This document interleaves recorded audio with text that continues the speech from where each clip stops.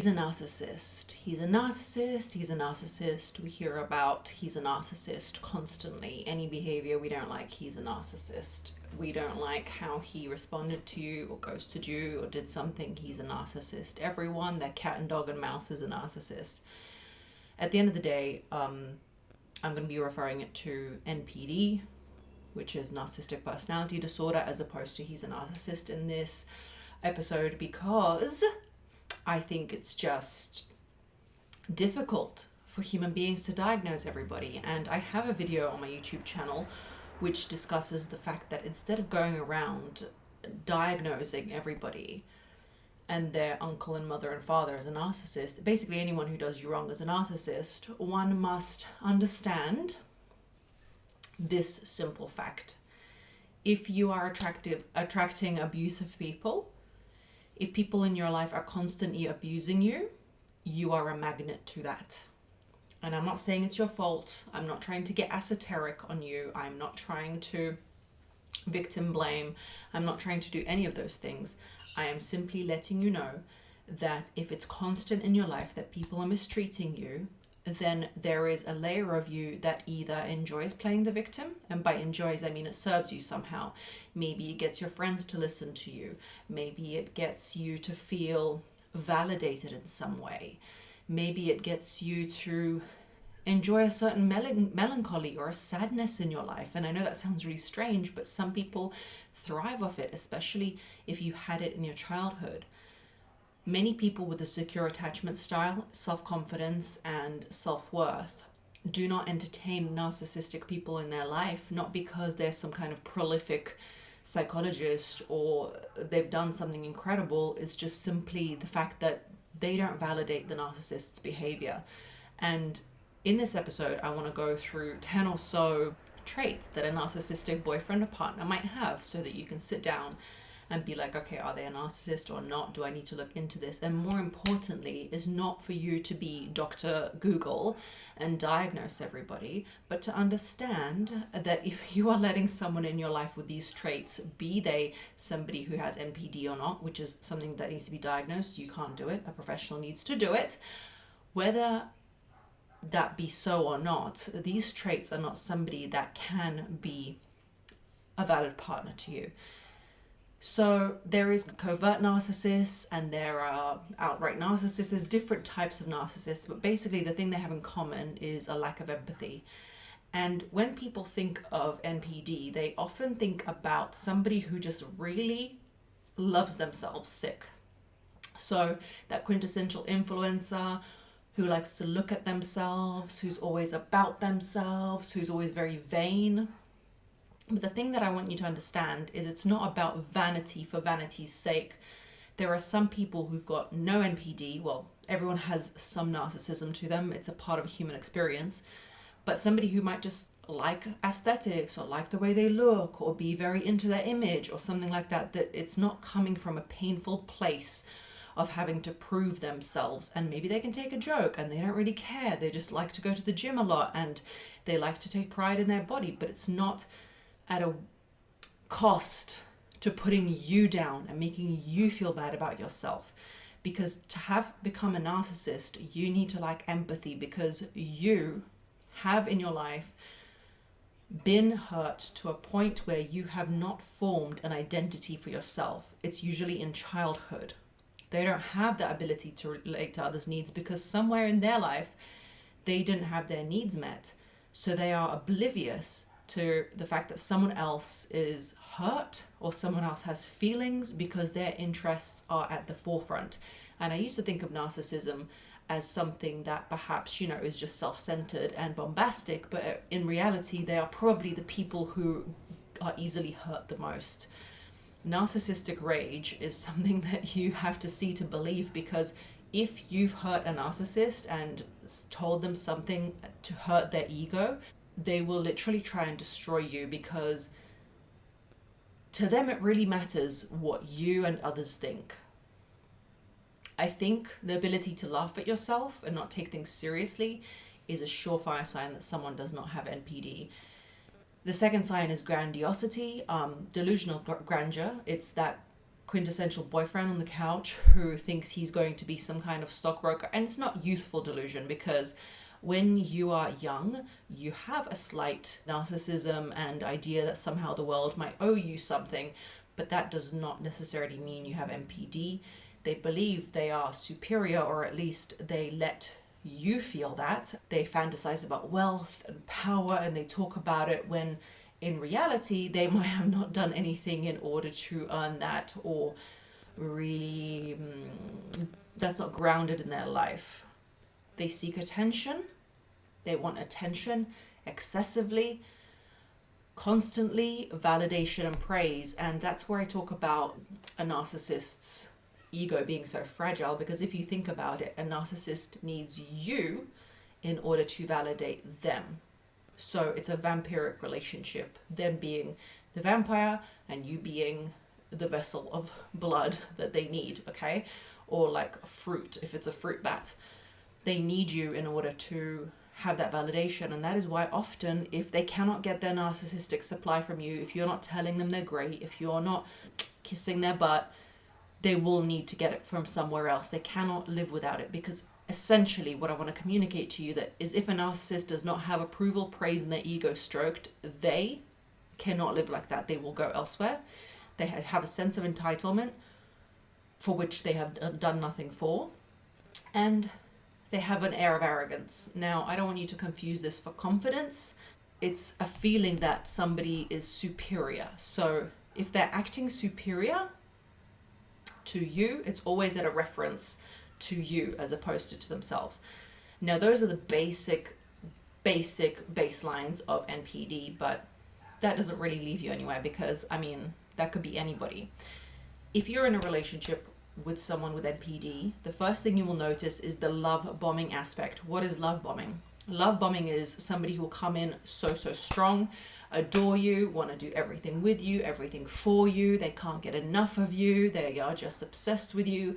And the reason that they do this and they want to suck you in so quickly is because people with NPD genuinely believe, or need to believe in order to make themselves feel validated, that they are superior to others. Now, when they first meet you, before they start to dissect your personality and try and put you down, they need to believe for their own self-value that you are a valuable partner, that you are somehow special.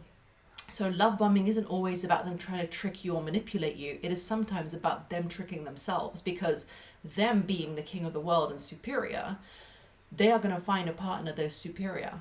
They see you and they're like, yep, that is the one. That is that superior person. And their technique is to love bomb you, to get you really interested, to let you know that you are everything that they ever dreamed of. And it works on women, because a lot of men, ironically, are very not forthcoming. They don't want to tell you how they feel. It's all about, let's date for 500 years and then we'll see how it goes. So ironically, someone with NPD could be really, really refreshing. They like to overshare. This is number 2. They like to overshare early on in the relationship. The reason they do that is because it's a way to make you feel connected and special. A person without NPD, they don't feel like they need to prove themselves. They don't feel like they need to prove the connection, because they're getting to know you. They don't know you. But when someone with NPD meets you, their drive, if they like you and they think that you're a good candidate for a relationship, they will try every technique in the book in order to grab you. The first one being love bombing, saying how amazing you are, and the second one being oversharing, because oversharing creates a connection. I've said this on previous episodes, that when you meet someone, please do not tell them the past indiscretions of your boyfriends, how they cheated on you, how they hurt you, how they manipulated you, because that in itself is devaluing and is a slight manipulation. People often reply to that and they say, but why can't I say who I am? Why can't I say who I am?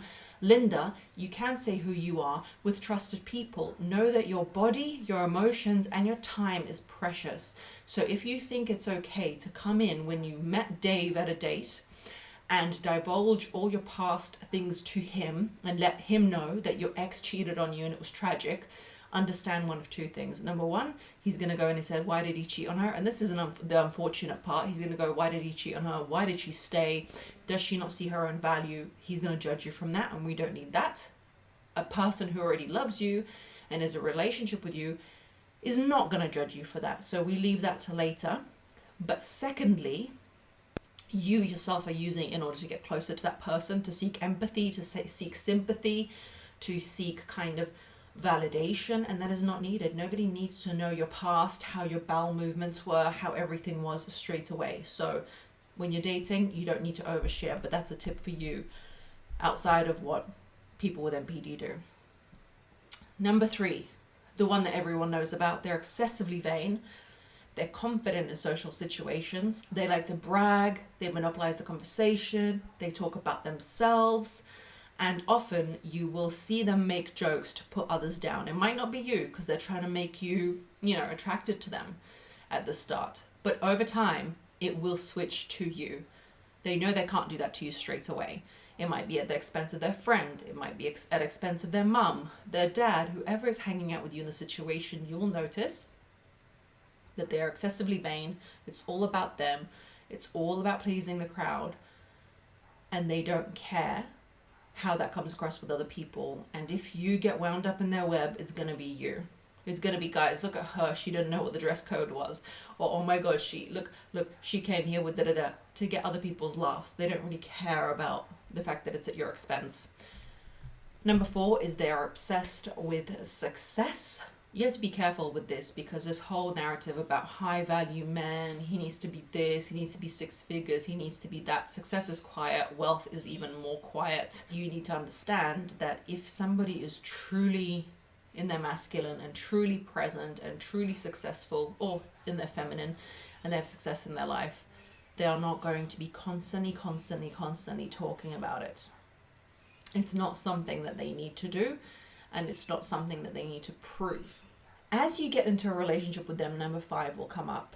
Your personal life takes a back seat. It's just not as important. Their life is way more important. It must be based around their work, based around what they do. They don't empathize with your storyline. If you have something together, they're always doing more. They're always doing more for the relationship. They're doing more for you. You and your needs don't really matter. If you've got things you need to take care of, maybe kids from a past relationship, it's all about how they are doing more. Number 6 goes hand in hand, and that is they don't support you.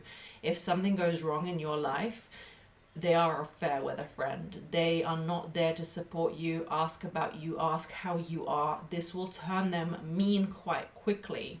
They don't reassure you, they detach, they get annoyed about the fact that something's gone wrong in your life. It's almost an unpleasant thing for them and an annoyance and a nuisance because you are useful to stroke their ego or to compliment them in public and to be that kind of partner that adds to their life. As soon as you don't, and as soon as you need support, you become quintessentially useless. Number 7, once you become human, useless, and don't always feed their narcissistic supply, they will begin to gaslight you. What is gaslighting? It comes from a movie in the 50s where a man, in order to make his wife think she's crazy, turned off all the gas lights, which made the electricity in the house go out. And then when she said they're turned off, he said no, they're not, and he'd put them back on and say that she's crazy. The term comes from the fact it's basically to do something obviously and do something malignantly and do something bad to a person and then deny it. Like, I did not reply to your message, or I didn't say that in front of your friends, or of course you think that because you're insecure. I'm not insecure. Yeah, you are insecure. Everyone says you're insecure. That's another line that narcissists love to use is everybody thinks that. Everybody thinks you're insecure. Everybody thinks that. Everybody talks about that you're insecure. And if you call them out on their shit, then they'll do number 8, which is stonewalling. Stonewalling is literally what it sounds like. They will sit there and they will ignore you. They will act like you don't exist, and they will act like you're the biggest nuisance in their life. And I talk on previous episodes about how the fact that men need to go in their cave, they need to chill out, they need for their testosterone to rise again in order for them to want to reignite that connection with you.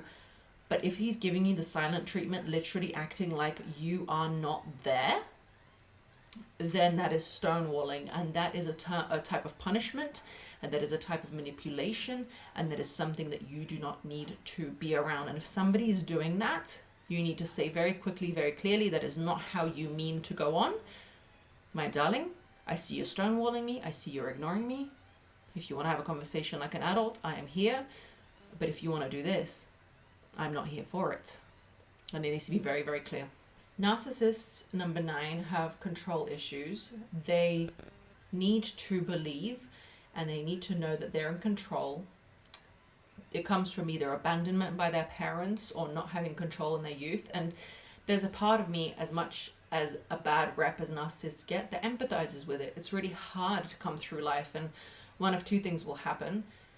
If you don't have the kind of love you need, essentially, you will either become narcissistic, or if you're the golden child, which means you have talents and you have gifts and empathy enough in order to see how that parent who doesn't treat you very well can be pleased, because you are the golden child. You know, like, what to do, how to bring them the tea, how to, not annoy them anymore, how to make them feel good about themselves. If you can do all those things, then you probably become codependent, and you probably become very, very aware and very anxious, and you probably develop anxious attachment.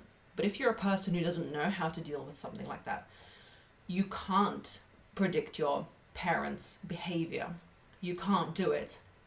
What will end up happening is you develop narcissism, because your parent who neglects you and is not there for you is probably narcissistic already, or in many cases they are. So you just emulate that behavior. You go, well, if nobody's here for me, I'm going to be here for myself. I'm going to look after myself. I'm going to get the validation that I need. So they get control issues because they feel the fear of rejection. They don't want to be rejected. And it's a really tough place to be in. So they'll be jealous, they'll be controlling, they will manipulate the situation, which is number 10, manipulation, in any way they can. I heard this interesting thing about point number 10 about narcissistic manipulation is you can really tell a narcissist if you're alone with them. And I heard it about a mother-in-law, and it was, I can't remember which podcast it was on. I'm really sorry, I would quote it if I remembered, but essentially the mother-in-law would get the daughter-in-law and she would bitch about her son. She'd be like, oh my God, he never does anything right. He's so annoying. He, can't find a job. He's so lazy. Yeah, that's what it was. He's so lazy. And the daughter-in-law, in order to connect with her mother-in-law, who in this case is the narcissist, says, yeah, I know, he's so lazy, at the end of the long conversation, in order to just connect with her. So what the mother-in-law will then do is go to her son and say, John, your wife calls you lazy. Your wife says these things about you when you're not around. And that is literally how narcissists manipulate. So on the podcast, it said, don't never be left alone with a narcissist, because they will do covert things like this. They will get you to say things, get you in the corner, get you to humanly connect with them, get you to be manipulated and use tactics that you will fall for because you're not expecting it. You are just sharing, or you're just connecting, or you're just having a conversation, whilst meanwhile they are there trying to create a scenario, and it often works. Another story about a narcissistic mother that I've heard, because it's not always a boyfriend, this episode is about a boyfriend, but a narcissistic mother I heard is on a narcissistic mother's birthday. Her daughter was pregnant and the mother knew, but the table of the family didn't know. And she said something, I don't want wine. Someone guessed that she must be pregnant by the fact that she doesn't want wine. And she said, yes, I am. And someone said, oh my God, she's pregnant. And the whole table knew. The mother got up and said, oh my gosh, you are taking away from my moment. This is my birthday. It's always about you. How dare you tell this news to everybody on this day of my birthday? And she stormed out. I think it's from the book Mothers of Narcissistic Daughters. No, Narcissistic Mothers and Their Daughters. If you Google it, you will find it, or I'll put it in the description box below. But essentially, it's this kind of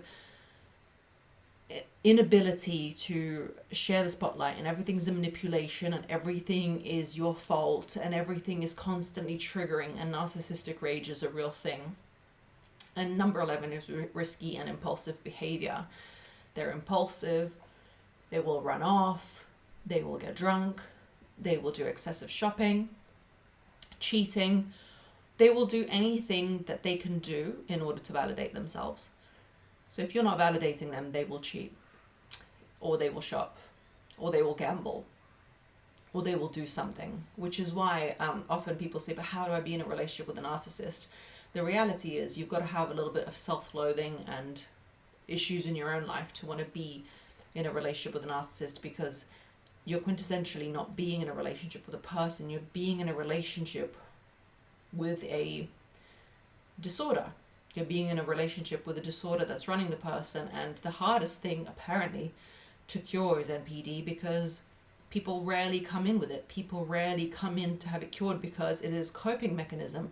It is something that actually doesn't feel so bad, but serves them. Well, having the condition is bad and it feels bad, but it serves them because it's a protection for them to go through life with. I think if you want to be with someone with NPD, or you suspect that your partner has it, the only thing you can do is learn as much as you can about it. There is so much literature about it. There are so many podcasts.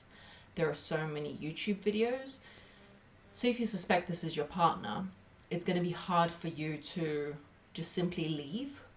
And I'm not one for just leave. Every piece of content is just leave. If it was so easy to leave, everyone would leave. So I think knowledge is power. So if you suspect it, learn more about it, because it will lead you to eventually understand that it's not so easy. And if you can't learn more about it and you can't leave, then I would encourage you to go to therapy by yourself. It's a very, very, very important thing to do for yourself. Often people say, yeah, but my partner doesn't want to go. It doesn't matter that your partner doesn't want to go. You have to go for your own self, and you have to put yourself first. The two most important things I would say, however, if you're trying to survive in that relationship, is the grey rock method.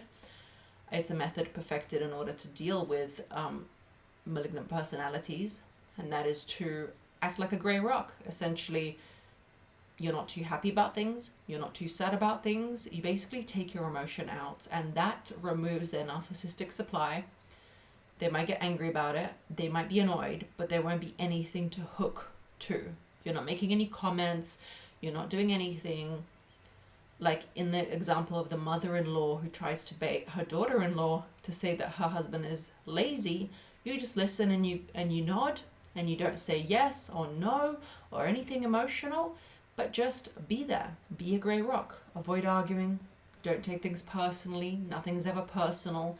Nothing's an argument. Don't prove yourself. Don't disprove yourself. And I know you're thinking, yeah, but how can I live like this? The reality is you can't, and it will deplete you. But in order to stay safe, the grey rock method is the best option. And you need to listen to all my other podcasts and watch all my other YouTube videos about building self-esteem, because essentially there is a reason that you're in this relationship. How is it serving you? Is it like one of your parents? Have you learned that this is the only type of love that you can get? Does it feel comfortable in some way? You have to ask yourself those questions. Okay? And thank you for subscribing. Thank you for your comments. It really helps me. And I'll see you on the next one. Ciao.